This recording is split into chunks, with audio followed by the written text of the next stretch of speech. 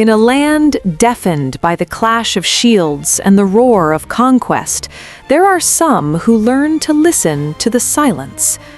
Jora is a woman of Danish blood, raised in the shadow of English grief.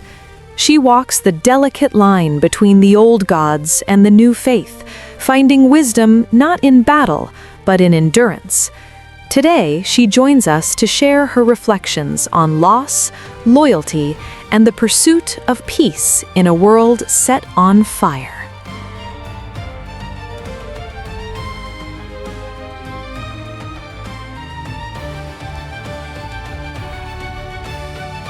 Jora, thank you for joining us. Could you begin by telling us about your early life and how it shaped the person you are today? My childhood ended too soon. When my parents fell in battle, I was left to find my place in a world that often showed little mercy.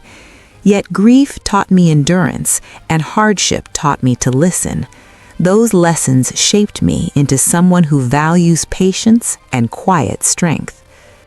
You grew up surrounded by both pagan traditions and Christian teachings. How did you come to understand these two different paths? At first, I felt torn between them, but over time, I realized both seek to explain the mysteries of life and death. The old ways honor the ancestors and the earth, while the new faith speaks of forgiveness and hope. I do not see them as enemies, but as voices in the same great conversation.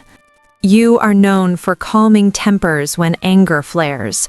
How do you manage to bring peace in such moments? Anger feeds on anger.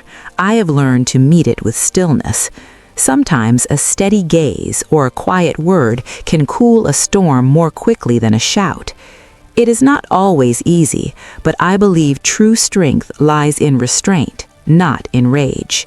At times, you have been asked to observe and share what you see. How do you reconcile such a role with your own sense of loyalty? Loyalty is not blind. To me, it means standing with what is just, even when it is difficult. When I choose to speak, it is not to betray, but to protect. My heart seeks peace, and I will not remain silent if silence leads to ruin. You once accompanied a noblewoman to an abbey, where she was guided in study. What did that experience mean to you? It opened my eyes to the power of learning. Within those walls, I saw how knowledge can steady the restless heart. It deepened my belief that education is a gift that should belong to all, not only to a chosen few. Living between two cultures, what do you believe is the greatest challenge and the greatest hope for coexistence? The greatest challenge is fear of losing one's ways, one's gods, one's place. But the greatest hope is understanding.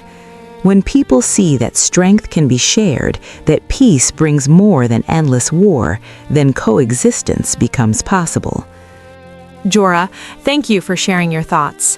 Before we conclude, is there one message you would like readers to take from your story? Yes, that even in the midst of conflict, one may choose peace. Even when born into sorrow, one may choose wisdom. Our choices, not our chains, define who we are.